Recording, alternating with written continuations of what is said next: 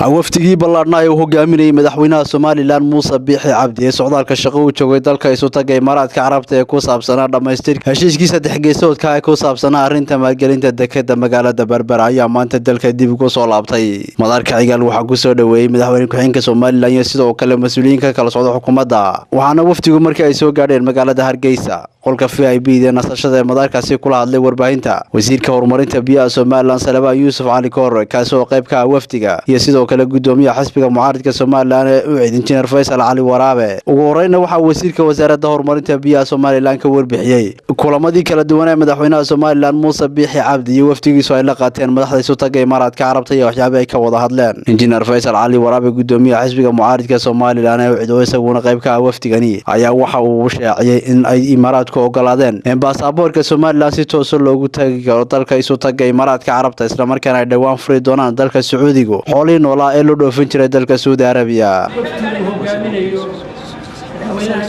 Somaliland Muuse Biixi Cabdi oo u kictimay dalka UAE United Arab Emirates. waftigu wuxuu martiqaad rasmi ah ka helay dawladda UAE ama United Arab Emirates. waxaan halkan marka ugu horeysa uga mahadnaqayaa Sheikh Khalifa bin Said Al Nahyan, Sheikh Mohammed bin Said بحال سجها طلقة شيخ منصور بن سعيد برايم مينستر كحجانكا شيخ محمد بن رشيد المكتوم راشد وأنا رئيس الوزراء أهنا حاكم دبي وزير الدولة السودان أحمد جابر وزير كأمنية محمد شامسلي محمد السويدي وأبو دبي فان سوونا هيستا DB Well Chairman سلطان بن سليم حامد يمين نيكا هيستا Chamber of Commerce كان أحسن دالك UAE هذا هالكا أنت كنا فمهنقا حامد حوينها يوفتي سقابلي وفتي أما مسؤولين سرسرة أو كم من ذلك إمارات كعربتها وزير كم الحتوية ده ذلك وزير كأمنية ناشنال أويل كمباني أبو ظبي إنك هايستا iyo ninka Chamber of Commerce ka haysta dalka UAE haddii aan inta halkaa ku dhaafo dalka haddaanu nahay waftigii meesha ka tegay waxaanu la kulanay madax aad u fara badan oo ay ka mid yihiin kuwa aan soo sheegay iyo haddii aan rag hadda ilowsanahayba waxaan odhan karaa waa waqtigii ugu habboonaa ee Somaliland abid ay si dawladnimo ah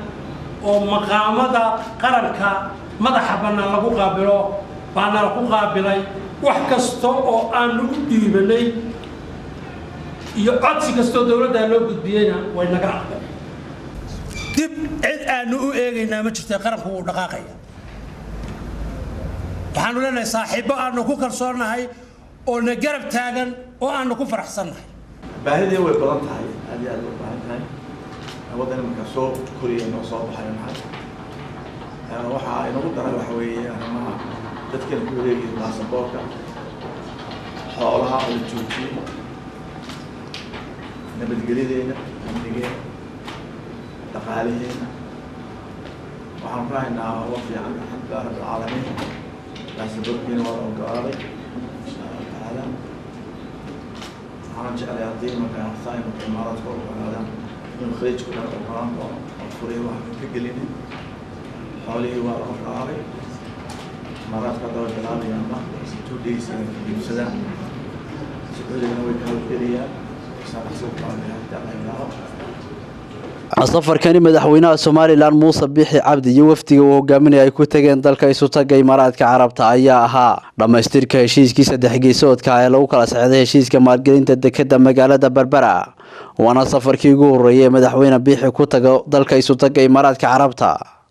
tan iyo intii loo doortay xilka jagada madaxtinimo ee Soomaaliland Cabdiraxmaan Carab Daawud Kalson TV Hargeysa.